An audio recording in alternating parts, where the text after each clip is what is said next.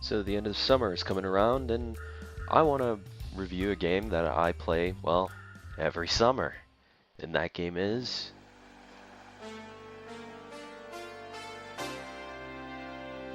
Super Mario Sunshine! Woohoo! So I know what you're thinking. Why not Super Mario 64 first? Well, see, funny story. My Nintendo 64 doesn't really want to work. I don't know why. It's not a problem with the capture device, it's the 64 itself. So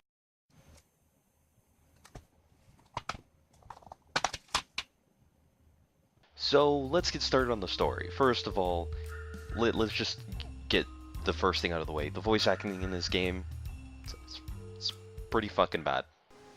What's this icky paint like goop? It's moving! Now, boys, don't touch that stuff. Like, it's really bad. We'll know if you start slacking off. So I'm gonna summarize it as quickly as possible. Mario's on vacation, there's stuff on the airstrip, Mario goes, runs into Flood. Of course, Peach noticed this weird shadowy figure that looks like Mario. Mario gets fucking sentenced to cleaning the entire island because guess what? That Shadow Mario is an actual character that ruined the entire island. Whoa, whoop-de-doo. Now we must retrieve the shines. Peach gets kidnapped twice in the entire story. The final boss takes place in a giant tub. I'm probably gonna put a spoiler. You know, for a fucking 17-year-old game. Now that we have the story aside, let's get started on, well, Mario's controls. So, of course, we have returning moves from 64, that being triple jump, side flip, back flip, wall jump, dive, and the ground pound. That wall jump now has a slide, so you no longer need to worry about, you know, perfectly timing a wall jump in like 12 frames per second gameplay. And dives are now stringable because we lost the long jump. The ground pound now can actually save you from fall damage because it actually gets more powerful the higher up you fall from. And one new additional move, that being the spin jump, which not only makes Mario ascend pretty high, he also descends much slower than any other jump option. Of course, the GameCube controls go A to jump, B to dive, Y locks you into this third-person camera mode. When you fully push the left trigger till it clicks, it resets the camera, locks Mario in place if you hold it down, and it'll actually have you strafe as you hold it. And if you push left trigger while you jump in the air, you'll perform a ground pound. Pushing Z will bring up the island completion map, and clicking the right trigger and pushing forward or back on the analog stick will have Mario perform a backflip. And that's pretty much all of Mario's current moveset by himself. Now, Mario isn't alone on this adventure. Obviously, it's mentioned in the story that he meets Flood, the flash liquidizing ultra dowsing device, or, you know, a glorified water gun. Get it? His name's Flood because he spews water. A flash liquidizer ultra dowsing device. Is punny.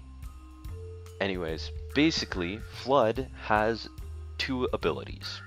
Flood can shoot water out of his nozzle, and he has the hover nozzle, which is the default alt, which is when you push X, you will switch between these two modes. You can always change the hover nozzle to anything else, such as the turbo and the rocket. Though hover nozzle lets you, you know, hover when you jump. Rocket nozzle, from its name alone, pretty much it's a rocket pack.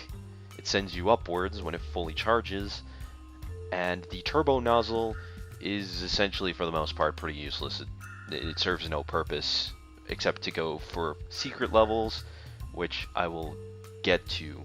So, right trigger when you click will have Mario fire Flood's nozzle, and it will lock Mario in place if it's the normal nozzle, so that you can control its upwards, downwards, left and right.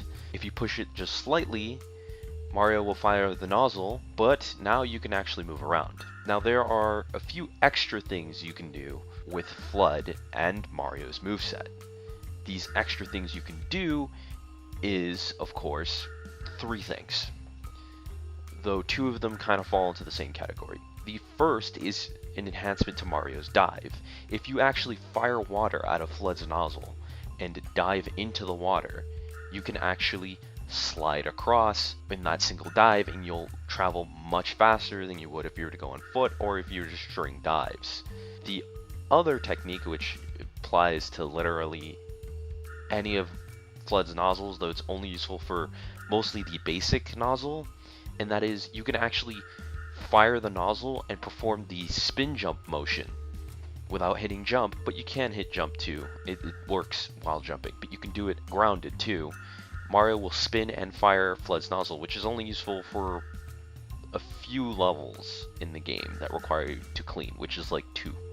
So Mario Sunshine follows a mission structure. There are about 7 required missions for every area that you can go to.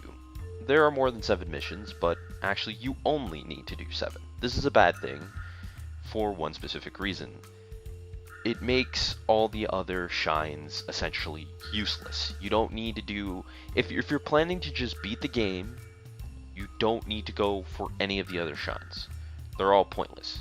Hence why I say the turbo nozzle you never need to touch, because that's the only one that you need if you want to go for 100%. That is it, which basically means things like the blue coin are completely useless, which is sad because the blue coin is a great idea on paper, but due to this mission structure, it just doesn't work. So Mario Sunshine gets a bad rap for being, water and just water. Sometimes, the way that we're taught, we have this ill preconceived notion of how theming works if you don't plan to go beyond the surface of learning how theming works. Theming is not just about the location, it's about what is happening in the location. It takes the idea of water, and it takes a bunch of things that you could do with water. You have a water theme park, you have a hotel on the beach side, you have a little tropical resort by the water, you have 2 villages. You have a village where there's a windmill, and you have a village where it's hidden in, the tropical environments that are more the trees and stuff. You have this ancient island location that starts out with, poisonous waters, but as you progress further, the poisonous water becomes clean water. It's those things that make the world feel much more alive. But not only that, but Mario Sunshine has a lot of basically making the world feel alive. And I say that because if you actually, if you look outside the areas that you can access, the boundaries that you can't leave, you can see the other locations. And it's just beautiful. It's not like Mario 64 where it's a fucking amalgamation of a bunch of ragtag fucking pieced together levels. It feels like a persistent existing environment. So I'm gonna give you the good, the bad, and the ugly. Alright? The good about Mario Sunshine is the gameplay is fun. The overall gameplay loop is something you can get into. Even though I didn't cover the music, because Nintendo would have striked my ass if I did, because they're fucking Hitler on the internet. Fine, and for the bad, there's just rigidity when it comes to mission structure. You can't really do what you can in Mario 64, which is you can kind of just pick some levels, skip others. You can't do that here. You have to do all 7 of each, level. It kind of sucks. The blue coins are pointless. The alt stars are pointless.